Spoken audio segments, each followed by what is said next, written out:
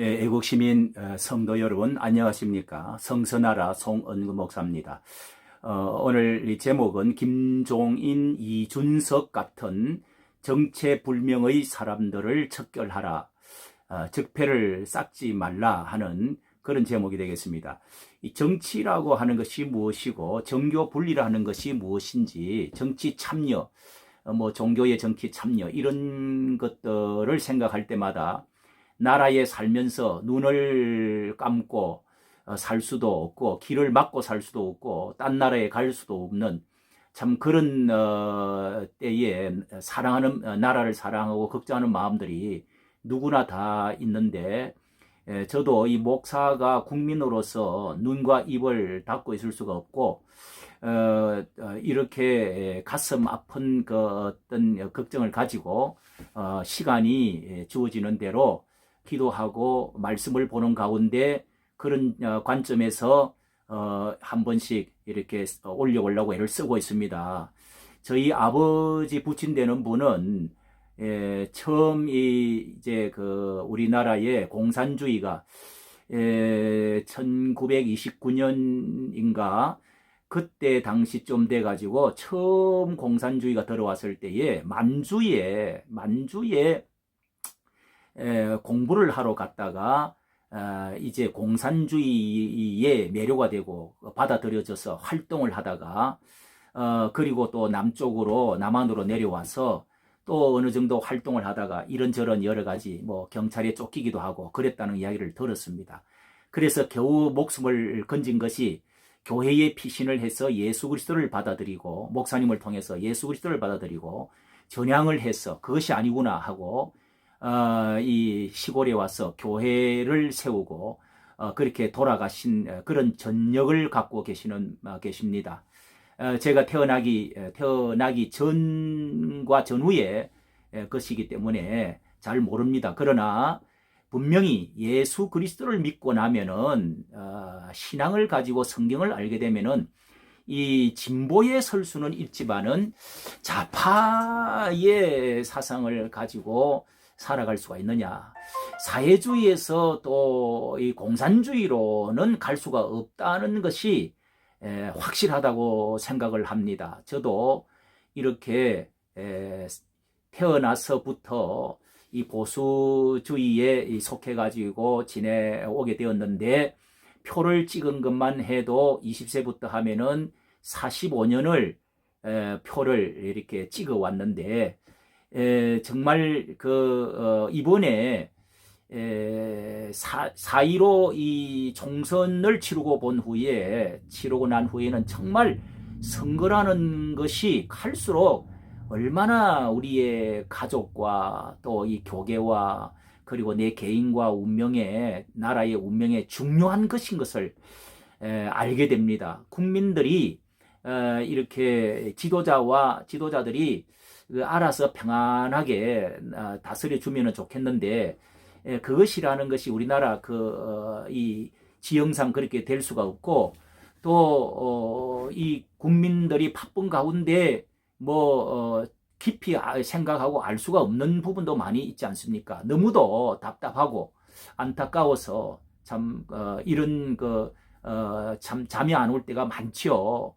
지금 이 선거 후에도 후폭풍으로 부정선거에 대한 생각이 옳다 그르다 양분되어져서 참 보수 우파에 있던 사람, 특히 또 기독교 정당에 관심을 가지고 광장에 나왔던 수많은 사람들은 너무도 이 가슴 아파하고 좀 이럴 수가 있을까를 생각을 하고 있습니다. 그리고 김종인 씨 또 비대위원장을 다시 세우느냐 마느냐, 또 대통령 선거까지 그때까지를 하느냐, 아니면은 5개월 동안에 비대위원장을 할 것이냐, 양분이 되어서 또다시 분열과 10년의 깊은 곳으로 이렇게 빠져들고 있는 안타까움이 있습니다. 그런 가운데 이번에 이준석 최고위원이라고 하는 젊은 의원이 이번에 도봉 어디에서 이제 낙선을 3번 연달아 했죠. 투표 그 부정선거에 대해서 그것에 대해서 자기는 유튜버의 사람들을 겨냥을 하면서 조회수 장사로 돈을 벌려고 하는 것이다 하면서 투표가 조작됐을 리가 없다. 투표 재검표를 절대로 저기는 반대한다고 끝까지 토론회에 또 신문사에 여러 군데서 계속적으로 주장을 하고 있는 것을 보면 참 도대체 어느 편에 서 있는지 정치가로서 이상한 점을 느끼지 않을 수가 없습니다. 이렇듯이 이준석 같은 인물이 어떻게 저런 인식을 하고 있는지 이 보수당의 최고위원으로서 있을 수 있을까 하는 의문이 있습니다. 이런 회색적인 사람, 기회주의적인 사람, 어떤 면에서는 세작 같기도 하고 트로이 목마의 사람 같기도 한 사람입니다. 이것이 조금 1년 전부터 선거 전에 거슬러 올라가면 한교안에 대해서도 바로 그런 생각을 갖게 되었습니다. 처음에 전강훈 목사님도 그분을 세우기 위해서 적극적으로 추천하고 노력했고요. 그렇게 선명하고 강단이 있는 사람으로 기대를 하고 세웠는데 너무도 이 중도적으로 가고 용기 있게 싸우지를 못하고 선명성이 부족하고 우왕좌왕하다가 정말 어떻게 이렇게 보수의 저 색깔을 뚜렷하게 하지를 못하고 저럴 수가 있을까 했어요. 그리고 그분이 공천에서 위원장을 김형호 씨를 데려오고 김문수 지사가 선호도 1순위인데 이 총선 관리위원장을 김홍호를 데려오지 않습니까? 그분과 또 김세연 씨 이런 거는 이제 그 이슬람의 그 책도 옹호하는 책도 쓰고요. 그리고 이제 그 백범 김구의 그 기념관을 세우고자 하는 그런 그 총책임자였고요. 김세연 씨는 어떤 사람입니까? 이 사람도 비판을 하되 건설적인 세우고자 하는 비판이 있고 무너뜨리고자 하는 비판이 있습니다. 자기 당을 20년, 30년 동안 자기의 그 할아버지부터 이제 장인까지 해서 수십 년을 해왔던 거기에 태어나지 말았어야 될 거고 침을 뱉고 좀비라고 하면서 그렇게 집 뭉개고 나갔던 사람을 다시금 불러들여가지고 이 선거위원을 세워가지고 했고 지금도 이렇게 아주 흉측한 그 비판을 하고 있는 그런 사람들이 김종인 선대위원장도 그 이후에 또 김홍호 사퇴하고 김종인 선대위원장이 들어오고 나서도 그분도 처세술이 무슨 구단인지는 모르지만은 정체성이 분명치를 않는 분입니다. 카멜레온 같고 지킬 박사와 하이더와 같은 낮과 밤이 다룰 수 있는 사람 아닙니까? 열린 우리당인가 민주당 쪽에 있다가 문재인을 대통령으로 만들었다가 온 사람이 아닙니까? 그런 사람이 확실하고 선명하다고 할 수 있습니까? 무엇을 겁내고 무엇이 두려워서 그런 사람을 데리고 온 것조차 저는 석영치를 않고요. 이번 선거에도 이 유승민과 조경태 같은 이런 유승민과 같은 사람 또 이준석 같은 사람을 불러들여 가지고 당명도 바꾸버리고 자유를 빼버리고 이렇게 해서 잡탕같이 만들어서 치러졌던 결과 이번 선거에서도 정체성의 기준점이 없다가 우왕좌왕하다가 중도 정책으로 가다가 앞 집안 토끼와 바깥 토끼까지를 다 놓치고 욕을 듣고 이렇게 참패를 하게 되어진 것 아닙니까? 참패를 했으면 거기에 대한 그 지도 앞장에 섰던 사람이 완전히 책임을 지고 잘못을 말하고 정책을 바꾸고 다른 사람을 자체적으로 찾고 새로운 보수를 건설해야 될 텐데 또다시 이 김종인 선대위원장을 이제 비대위원장으로 다시금 세우고자 이게 되는 이야기입니까?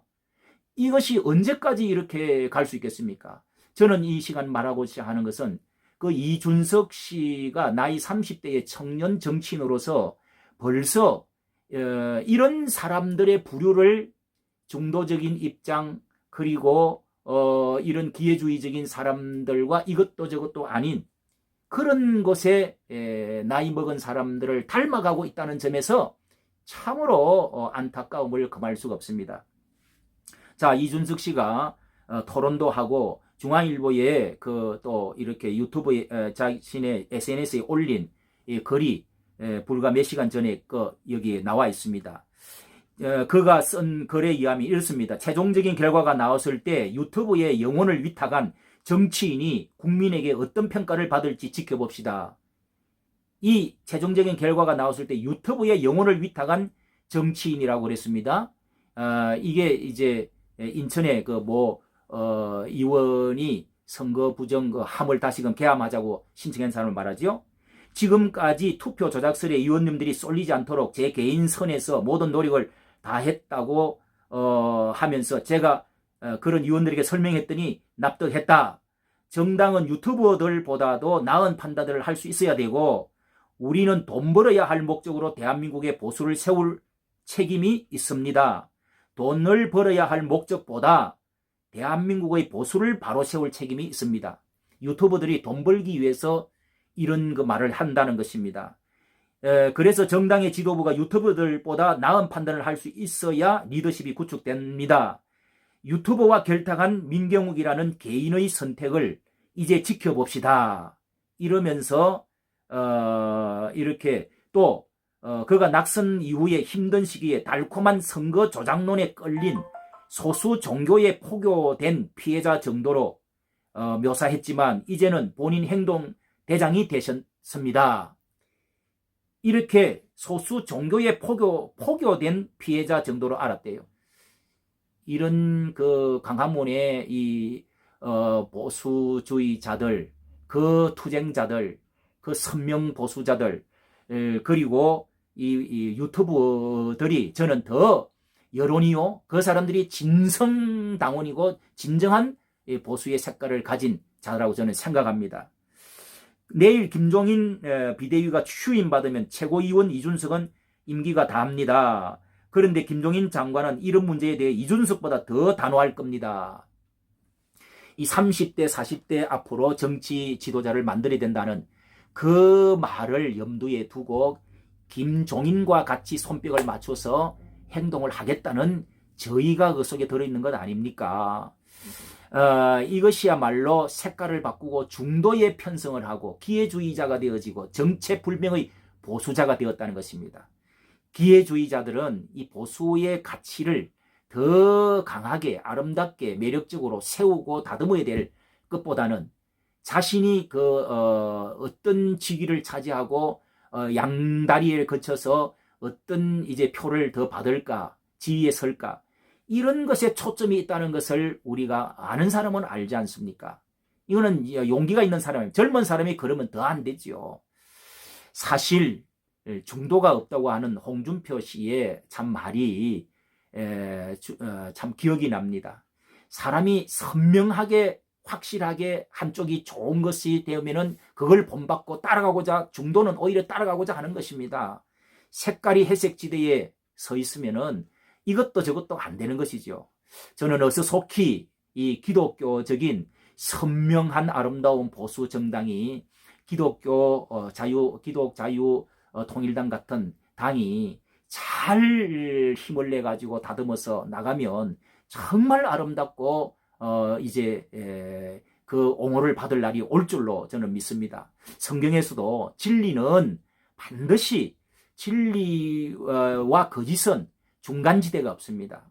진리냐 거짓이냐 둘 중에 하나이고, 그리고 타협주의와 혼합주의와 이 다원주의는 우리의 신앙을 좀먹게 만들고 사탄 마귀가 역사하는 것이고요, 교회를 무너뜨리는 것입니다. 하나님은 선명하신 하나님입니다. 성에 있어서도 그렇습니다. 남자와 여자를 하나님이 창조하셨고 그 중간지대는 없습니다. 남자냐 여자냐 이 정체성 혼란을 겪는 그런 사람이 있다고 말하면서 동성애라고 하는 것을 이론의 근거를 두고 있는 것이지요. 그 동성애를 그렇게 주장을 하는 것입니다. 이념에도 마찬가지입니다. 공산주의냐 자유민주주의냐 좌파냐 우파냐가 있는 것이지 중간지대에 있을 수는 없습니다. 우리는 이 선택을 반드시 분명히 해서 이 새로운 나라를 제2의 건국으로 우리는 아름다운 보수와 매력적 있는 보수 가치를 세워가지고 하나님의 영광스러운 이런 그 성경적인 나라를 세워나가는 그런 것이 속히 돌아올 수 있기를 간절히 기원합니다. 감사합니다.